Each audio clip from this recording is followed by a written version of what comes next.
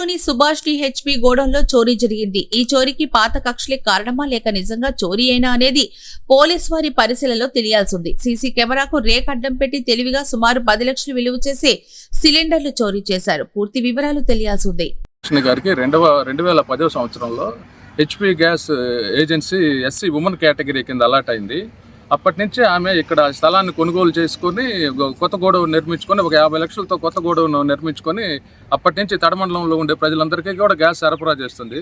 2020 సంవత్సరంలో ఈ తడలో ఉన్నటువంటి పులి వెంకటరమణయ్య అనే అతనితో ఈ ల్యాండ్ విషయమై గొడవ రావడంతో అతని మీద గూడూరు సీనియర్ సివిల్ జడ్జి కోర్టులో కేసు వేశారు. ఆ కేసు రన్నింగ్లో ఉంది. ఇప్పుడు కేసు విచారణలో జరుగుతుంది. ఈ విచారణలో జరిగేటప్పుడే మొన్న మే 5వ తేదీ 2025 సంవత్సరంలో అతను ఒక 50 మందిని తీసుకొచ్చి గోడౌన్ కూల్చేయాలని చెప్పనేసి వచ్చాడు. ఇమీడియట్గా సుభాషిణి గారు 100కి ఫోన్ చేసి పోలీసు వాళ్ళకి ఇన్ఫర్మేషన్ ఇవ్వడంతో వాళ్ళు వచ్చి ఆఫ్ చేసి వెళ్ళారు. మరలా ఈ నెల 15వ తేదీన కొంతమందిని ఒక 100 మందిని 150 మందిని జేసీబీని తీసుకొచ్చి మరలా కూల్చేయాలని చెప్పేసి అని చూశాడు. అయినప్పటికీ కూడా మేడం వినయ్ సుభాషిణి గారు ఇమీడియట్గా పోలీసు వాళ్ళకి ఫోన్ చేసి వాళ్ళందరూ వచ్చి ఈ డెమాలిషన్ ఆపారు. అది సీసీ కెమెరాలు ఏర్పాటు చేసుకున్నాము ప్రొటెక్షన్ కొరకు.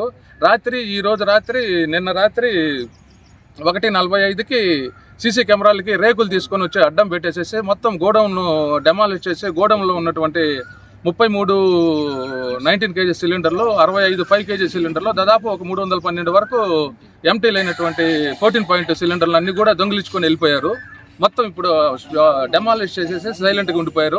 ఇదే విషయమై వినయ్ సుభాషిణి గారు ఎస్పీకి, స్టేట్లో ఉండే చీఫ్ మినిస్టర్కి, డిప్యూటీ చీఫ్ మినిస్టర్కి వాళ్ళందరికీ కూడా ఈ విధంగా నాకు అన్యాయం జరుగుతుంది, ఎస్సీ ఉమెన్ని ఈ విధంగా వేధిస్తున్నారు అనే విషయం మీద వాళ్ళందరికీ కంప్లైంట్ చేయడం జరిగింది. దాని మీద విచారణ కొరకు ఎస్పీ ఆఫీస్కి వచ్చారు. ఎస్పీ ఆఫీస్ నుంచి తడ పోలీస్ స్టేషన్కి నిన్న విచారణ కొరకు ఆ కంప్లైంట్ వచ్చింది.